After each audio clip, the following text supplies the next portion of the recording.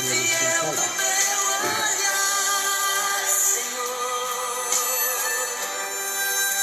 quando eu contribuí.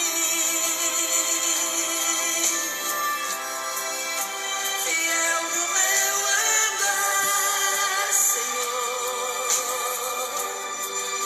fiel no meu sentir.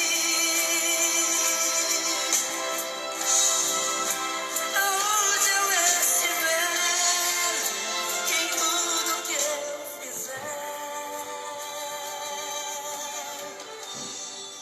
serei fiel a ti.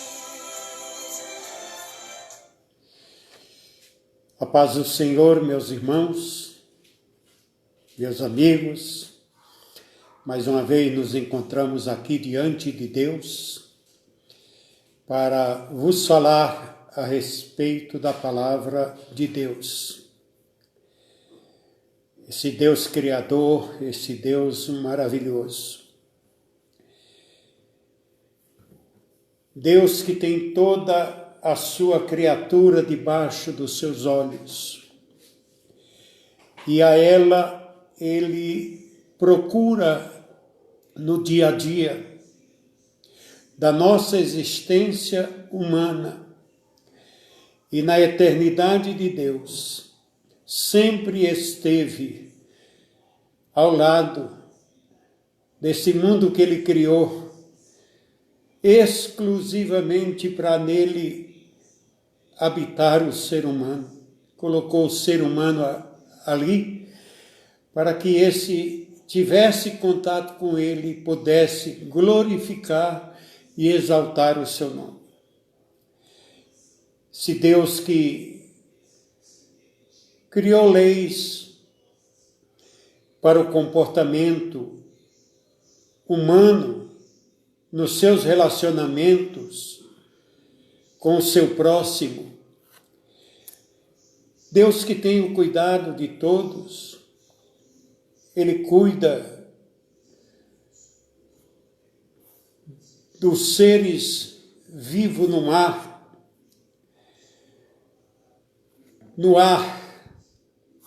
na terra, ele tem cuidado de todos. E eu quero nessa noite meditar com vocês em um texto da palavra de Deus, na história de um homem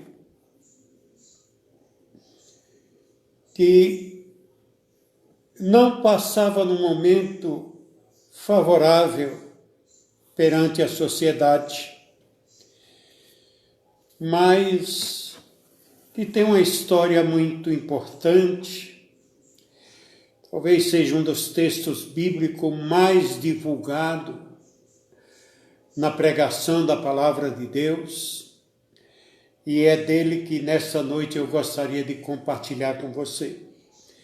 Quero convidá-lo a abrir a palavra de Deus e para nós lermos no capítulo 18 do Evangelho que escreveu Lucas,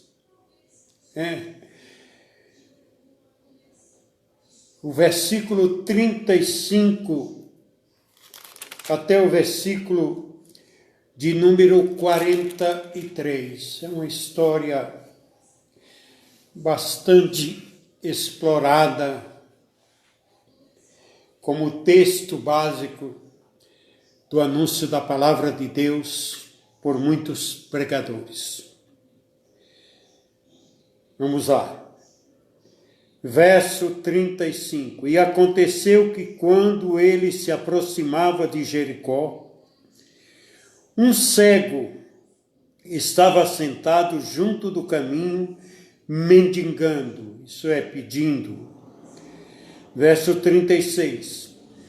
E quando ouviu o tropel da multidão que passava, perguntou o que era aquilo. E lhe disseram, preste bem atenção, que era Jesus de Nazaré que ia passando. Note o nome da personalidade que ia passando.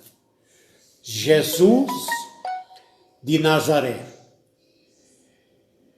Verso 38.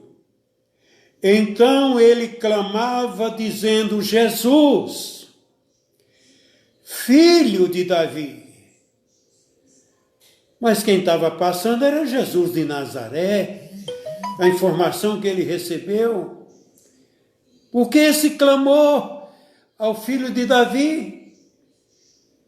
Se o pai de Jesus, que era a figura que se utilizava para referir-se de quem era filho, ele mesmo, o cego, tinha o nome de Bartimeu, isto é, filho de Timeu. A cultura ensinava isso. Mas ele utilizou-se de um pronunciamento diferente para chamar aquele homem que passava. Mas daqui a pouco nós vamos ver por que ele trocou. Por que ele fez essa troca? Verso 39. E os que iam adiante o repreendiam para que se calasse, mas ele clamava ainda mais alto: ó filho de Davi, tem misericórdia de mim. Mas é Jesus de Nazaré que está passando. E a linhagem de Jesus com Davi está em Maria, Maria de Natã,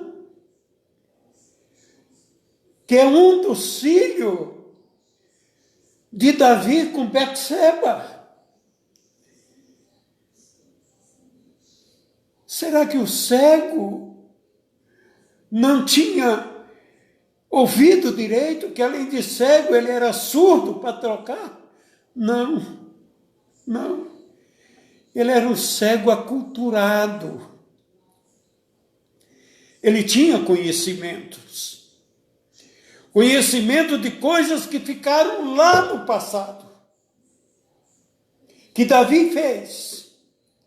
Que não deveria ter feito. Mas, vamos à história. Verso 40. Jesus então se deteve. Jesus parou com o que estava fazendo e ordenou que a ele o trouxessem. E quando ele se aproximou, Jesus lhe perguntou-lhe, dizendo: que queres que eu te faça? Aí começa a ter o desenrolar do porquê esse cego fala para Jesus, filho de Davi, tem misericórdia dele.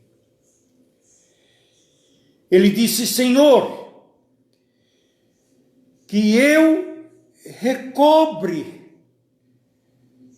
a visão, que eu torne a ver.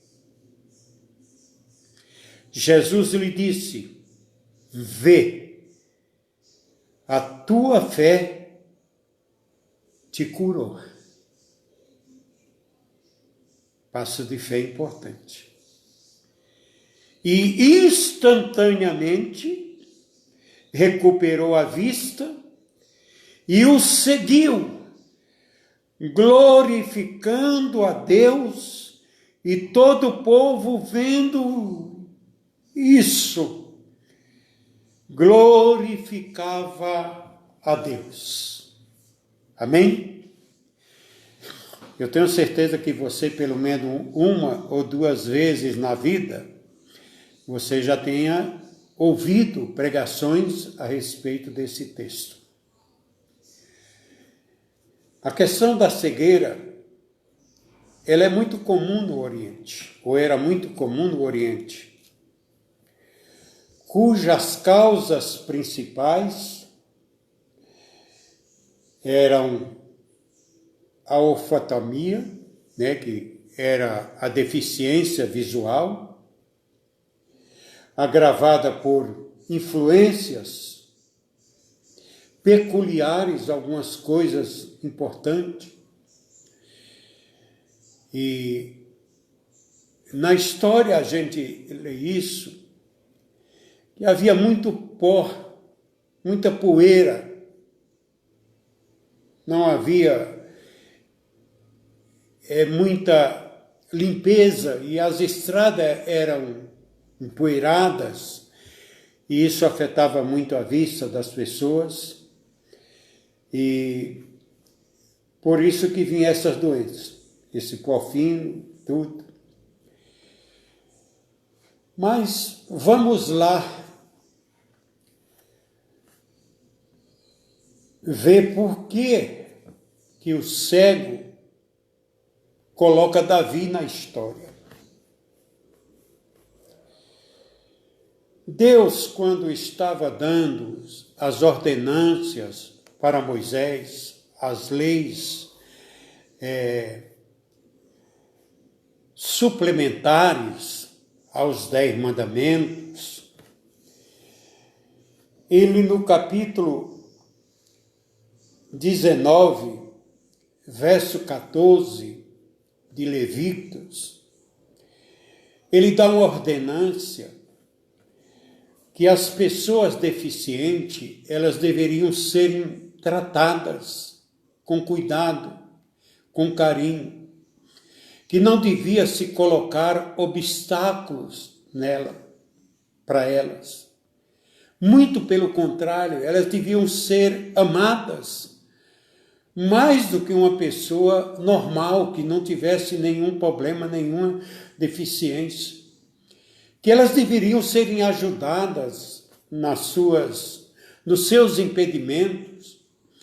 E a visão é um dos maiores impedimentos que um ser humano pode passar, é a perca da visão. Hoje existe muita tecnologia, muita coisa, tá? Existem sensores, bengala com sensores, que praticamente orientam as pessoas deficientes, animais treinados para serem guia, enfim, tudo isso existia. E as ordens de Deus quando dá uma ordem, meus queridos, ele dá para cumprir. Ele não coloca ordens em espécie de mandamento para que aconteça naquele período de tempo e depois seja esquecido de maneira alguma. Enquanto Moisés estava na condução do povo de Israel no deserto, ele fazia questão de que todas as leis suplementares recomendadas por Deus, elas fossem cumpridas religiosamente pelos israelitas. Quando Moisés morre, fica Josué.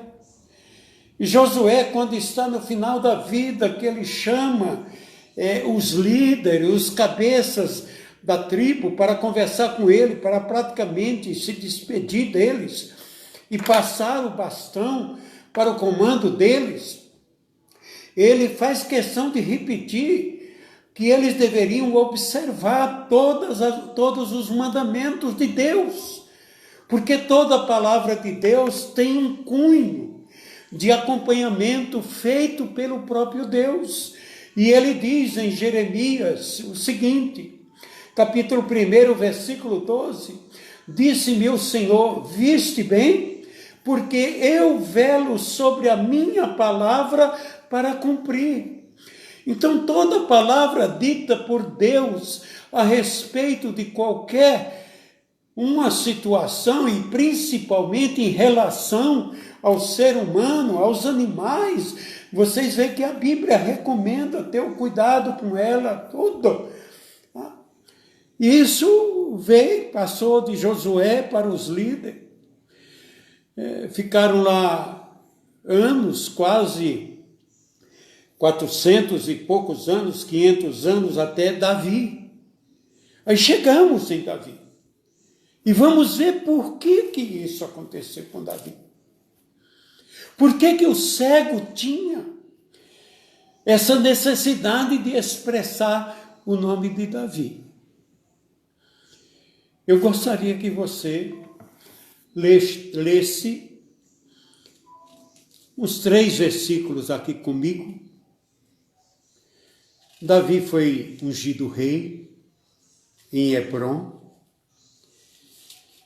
E Hebrom era uma cidade acanhada para ser a capital do Reino Unido, Israel e Judá. Davi então propõe-se a tirar de Jebus, Jerusalém, os jebuseus, para ali ele colocar a capital. E ele então marcha para Jebus com seu exército. E mesmo às vezes, irmão, no coração de homens de Deus, da atualidade, existem ranços que são contrários aos ensinamentos da palavra de Deus e aos preceitos de Deus. São homens vingativos, iracundos, cruéis, belingentes, que gostam de confusão, de briga, e Deus está de olho nisso. E ele estava aqui de olho em Davi, que é um homem que tinha o coração segundo o coração dele, mas nem por isso ele estava livre ou imune de ter algumas coisas pelas quais Deus não concorda. Por quê? Porque Deus nos dá o livre arbítrio para nós fazermos como nós queremos. Ele não nos obriga a nada. E Davi, então, quando vai para Jebus, aqui em 2 Samuel, capítulo 5, verso 6, nós vamos ler algum. Diz, e partiu o rei com os seus homens para Jerusalém, contra os jebuseus. Quem chamava Jebus era o jebuseu, mas o nome da cidade vem a ser Jerusalém. Então ele foi contra os jebuseus que habitavam naquela terra. Então chegaram e falaram para Davi, dizendo, não entrarás aqui, a menos que lance fora os cegos e os coxos. Né? Falaram para ele, olha, aqui tem muito cego e aqui tem muito coxo. Aí vamos lá ver o que Davi fala. A menos que você lance fora os cegos e os coxos, querendo dizer para Davi, olha, só vai entrar se você jogar eles para fora. Aí Davi era um homem que às vezes ele tinha reações não muito, vamos dizer, condizente com a vontade de Deus. Aí diz o seguinte, porém Davi tomou a fortaleza de Sião, esta é a cidade de Davi, porque Davi disse naquele dia, presta atenção, naquele dia,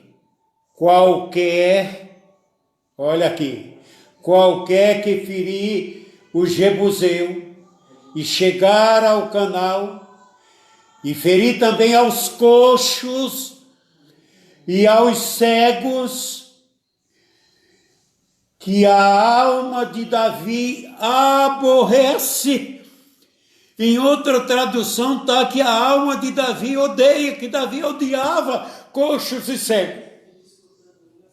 Deus está no controle da palavra dele.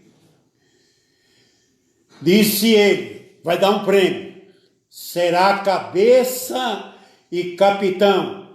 Por isso se diz, nem cego, nem coxo entrará nesta casa. O que você faz contrário à palavra de Deus, você pode ter certeza que Deus vela para que você cumpra. Davi fez isso. É uma atitude dele, está aqui na Bíblia. Com os cegos e com os coxos. Não é que Deus, ele seja punitivo, mas ele é professor, ele é ensinador, ele nos dá a sua palavra para nós aprendermos. Paulo, escrevendo, diz que tudo que foi escrito para o nosso proveito foi escrito. É para nós não errarmos. Davi errou. Porque era para ele proteger, para ele ter misericórdia dos cegos e dos coxos. Aquela cidade de Jebus tinha muito cego e muito coxo. E depois você vai ver na história ministerial de Jesus que lá existia um lugar onde eles traziam os coxos, os cegos e tal, para serem jogados dentro daquele tanque lá de Betesda. Então aquilo já é antigo, são coisas antigas. Mas Davi fez isso. Deus ficou quieto. É meu servo, pode falar o que quiser. Eu dei na promessa que fiz a seu pai Abraão, que ele tinha o poder de abençoar e de amaldiçoar.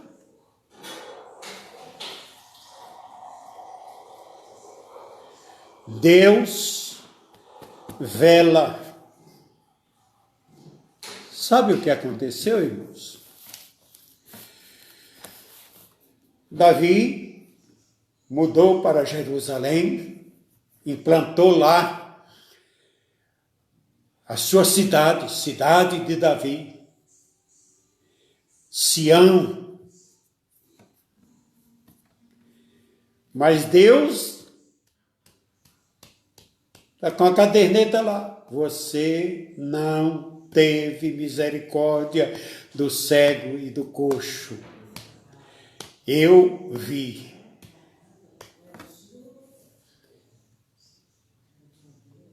Passado um pouco de tempo,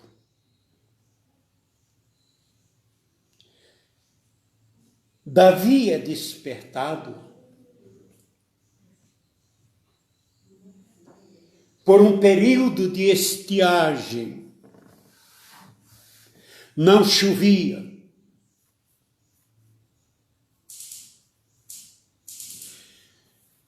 E ele foi falar com Deus.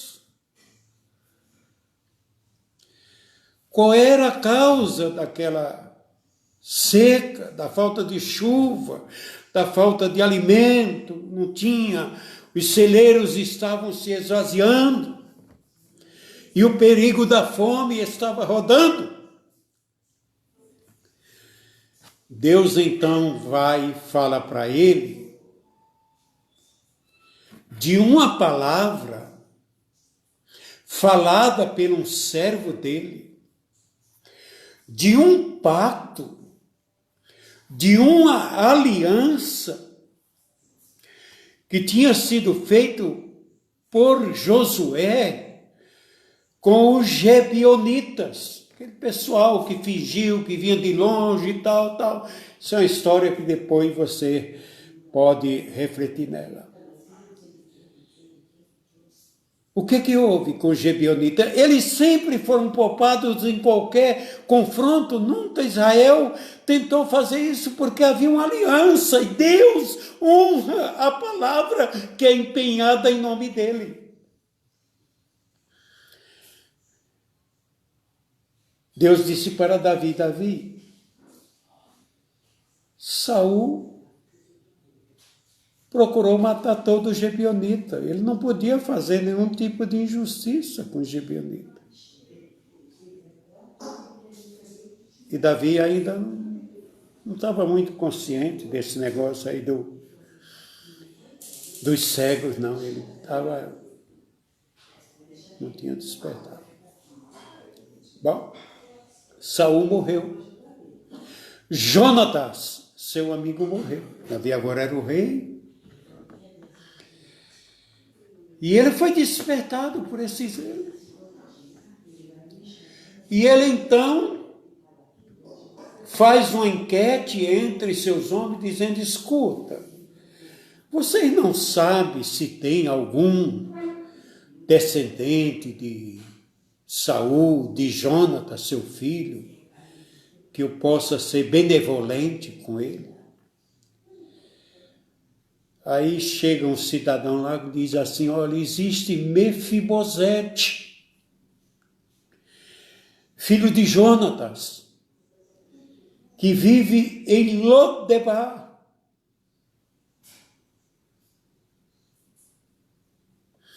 Ele é deficiente físico. Ele é aleijado. Deus é Deus.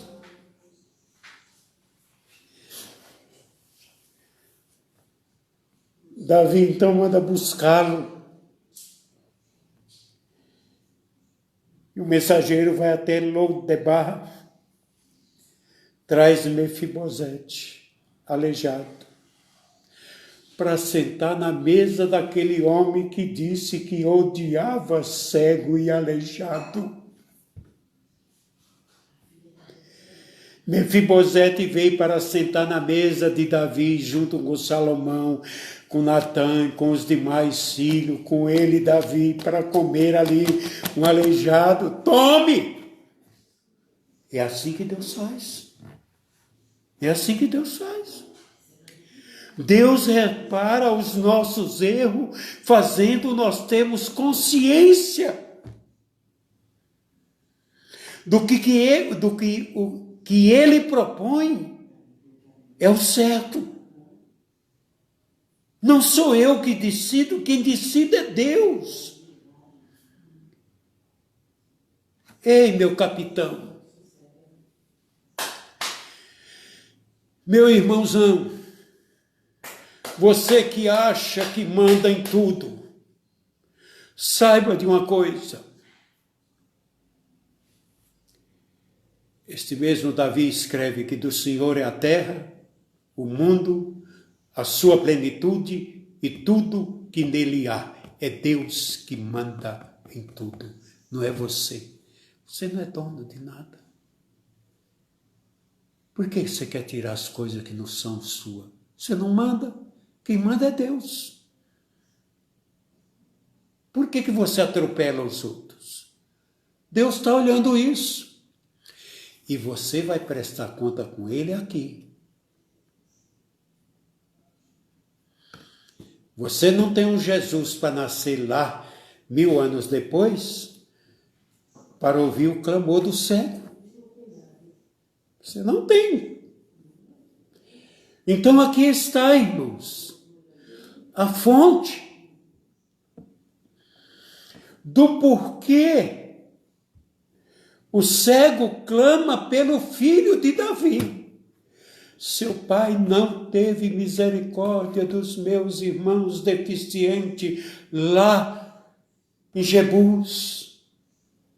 Aleluia. E você pode verificar na palavra de Deus, irmão, que todo momento que um cego se aproxima de Jesus, ele clama e chama Jesus, filho de Davi.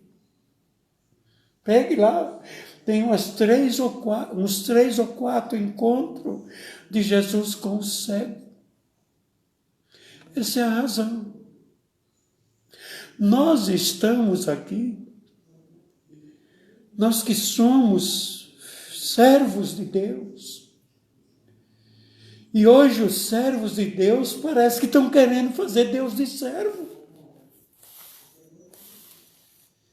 Nós somos servos, irmãos. Senhor é Deus. As ordens dele. Quando Jesus colocou diante dos seus apóstolos que eles iam pregar o Evangelho, Jesus não organizou a igreja, mas ele só disse sobre esta pedra, que é ele. Eu vou edificar a minha igreja e as portas do inferno não prevalecem contra ela. Querido, você é muito fraco para querer lutar com Jesus. Você é muito fraco para querer se apossar daquilo que não é seu, daquilo que é de Deus. Então o cego clama por misericórdia a quem tem o poder da misericórdia. E a pessoa só é misericordioso se Deus estiver na vida dele, porque aquele que não tem Deus no coração, ele não é misericordioso, ele é chicoteador. Lembre-se de uma coisa. O Deus que fez o poderoso Nabucodonosor, rei de nações, não é de uma, de várias nações ele era rei. Por soberba, Deus fez ele ir comer palha, comer capim, junto com o boi e ser molhado pela relva. Esse é Deus. Não tente desobedecer a ele. Não tente passar por cima da palavra dele. Porque ele é que é poderoso. E a palavra dele é essa. Então eu quero te dizer afirmativamente que o cego conhecia essa história, sim, Senhor. Que ao coxo ele pôs na sua mesa. Mas o cego,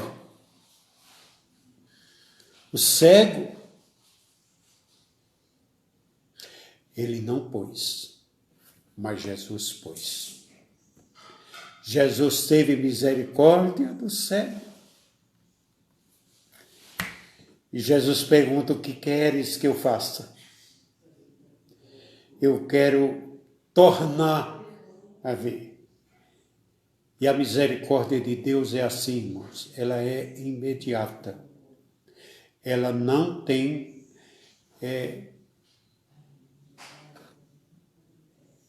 alongamento de prazo. Quando você pede, ele tem. Mas você tem o livre-arbítrio. Você quer fazer contra a palavra de Deus? Pode fazer. Salomão diz: olha, faça o que você quiser. Mas saiba de uma coisa: Deus te trará juízo. E no juízo, Deus é o juiz e Deus é o promotor. E o promotor é aquele que relata o crime que você cometeu, o erro que o réu cometeu. E Deus sabe o que você faz, o que eu faço.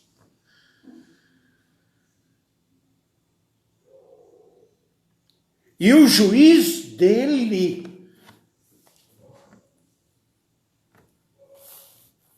vai ser sem misericórdia. Sem misericórdia. É por isso que o cego queria misericórdia. A cura seria uma coisa muito fácil para Jesus. Ele vinha curando tanta gente, curando aleijado, curando cego, ressuscitando morto, fazendo tudo. Jesus fez tudo. Mas tenha temor.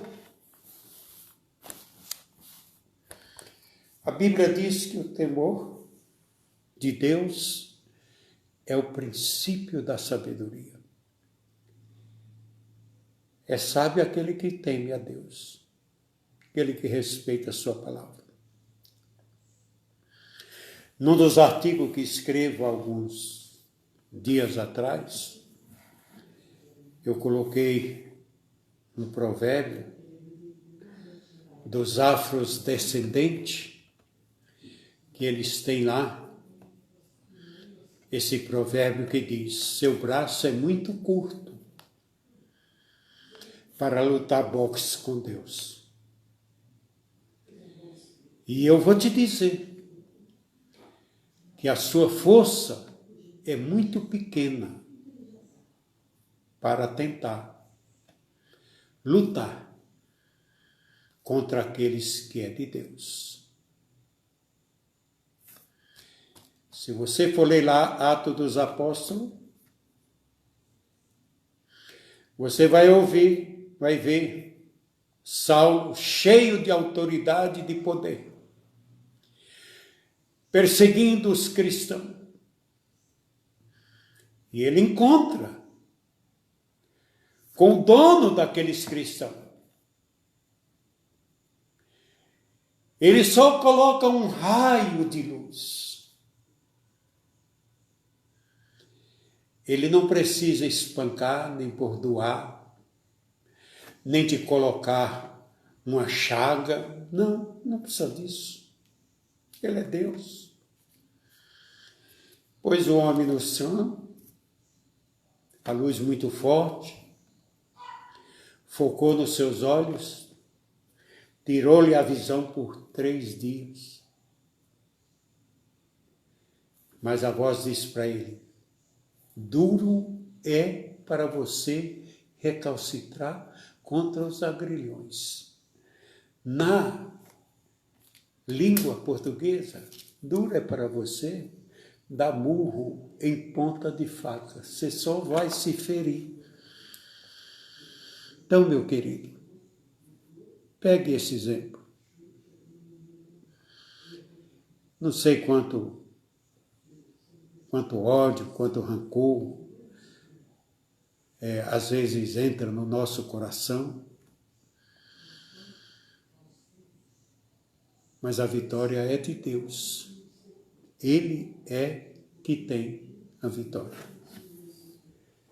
Sei que certamente essa palavra vem de encontro para você por várias razões. Primeiro, porque o cego,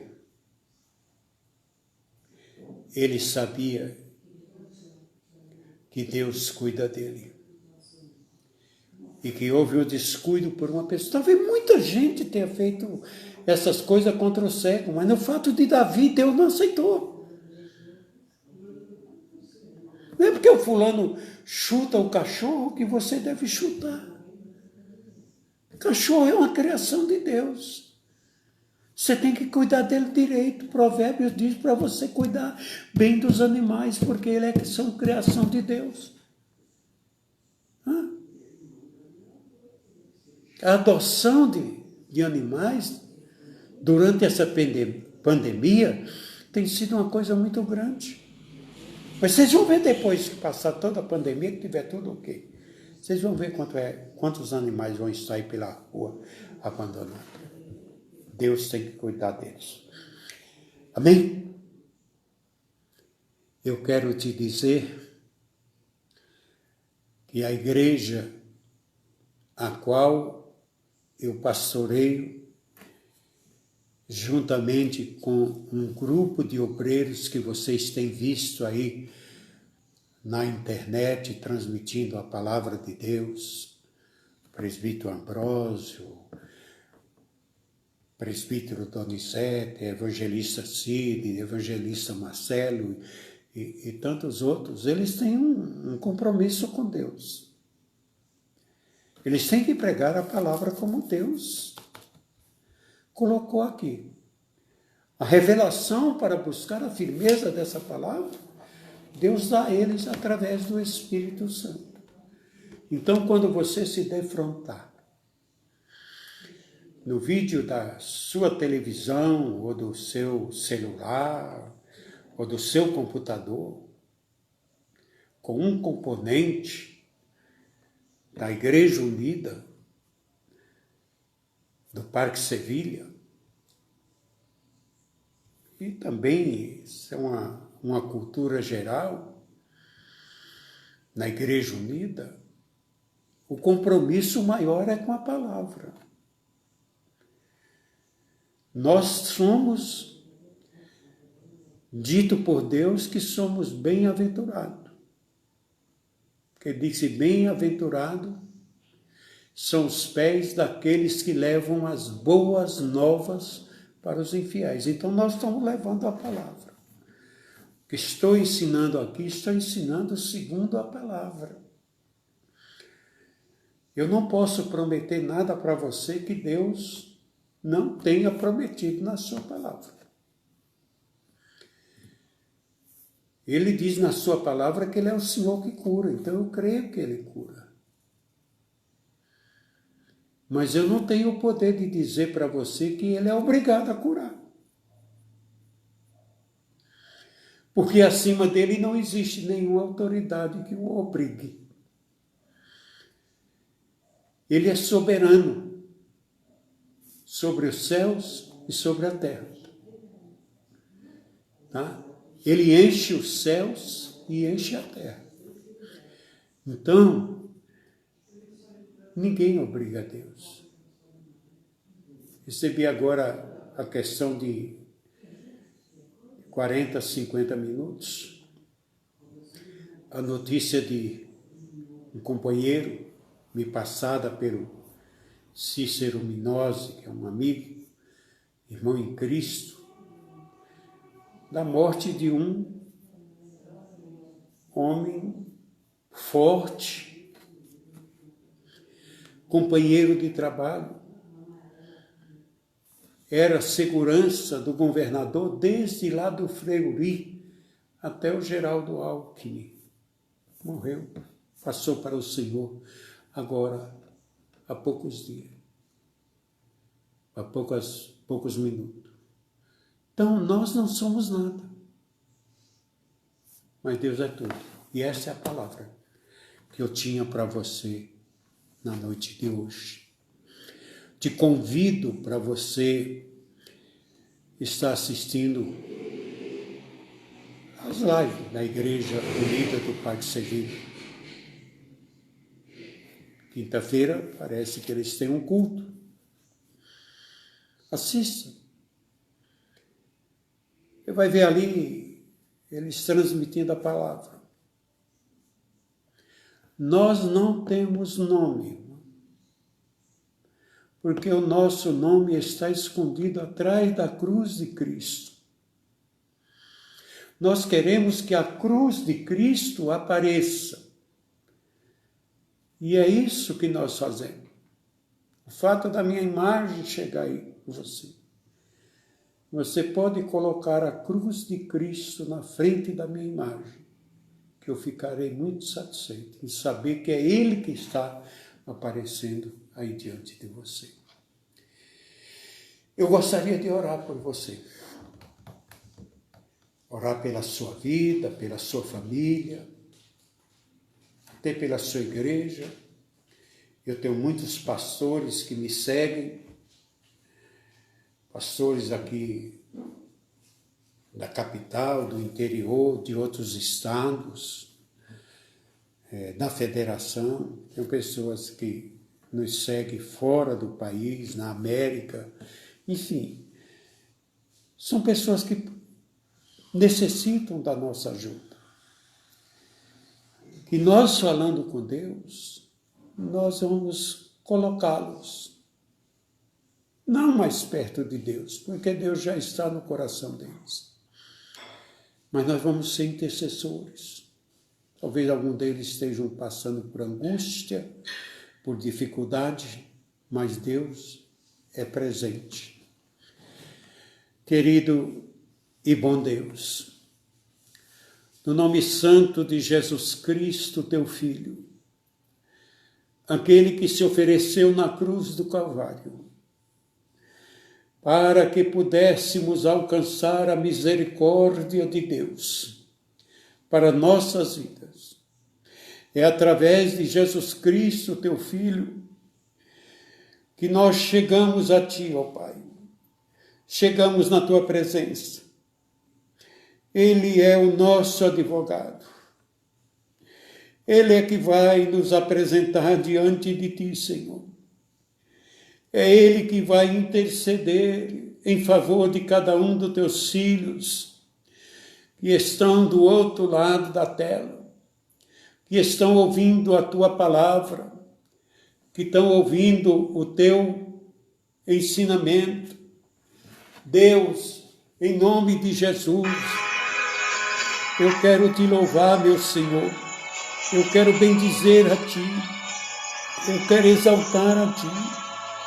Eu quero render graças a Ti, porque a Tua palavra é lâmpada para os nossos pés e luz para o nosso caminho. Somente a Tua grandeza, Senhor, somente a Tua grandeza pode nos fazer enxergar, Senhor, os impedimentos, os empecilhos, os tropeços que tem no nosso caminho, no dia a dia. Senhor, estamos passando por um momento muito difícil. Ó Deus, a saúde está sendo colocada em risco, Senhor, por um vírus que não se sabe de onde, como, quem é, de que maneira atua, de que maneira, Senhor, transmite. Ainda é tudo, Senhor, obscuro, mas Tu és o Senhor Todo-Poderoso. Guarda os Teus filhos, Senhor. Guarda as Tuas velhinhos, Senhor, que estão no grupo de risco. São vulneráveis pela sua fragilidade física. Mas, Senhor, Tu és aquele que renova as forças. Tu és aquele que dá o ânimo ao desanimado. Tu és aquele que dá esperança ao desesperançado. Tu és o Senhor que dá vigor ao que não tem nenhum vigor. Meu Pai, em nome de Jesus, esteja entrando neste lar onde existe o choro, onde existe, Senhor, a necessidade financeira. O Senhor é supridor. Envia, Senhor, socorro. Pai Santo e Justo, Tu és o socorro presente na hora da necessidade. Esteja agora, Senhor, trabalhando na vida de cada um desses Teus filhos. Ó Deus, levando-nos a termos ânimo de transmitir aqueles que se aproximam de nós para receberem a Tua palavra.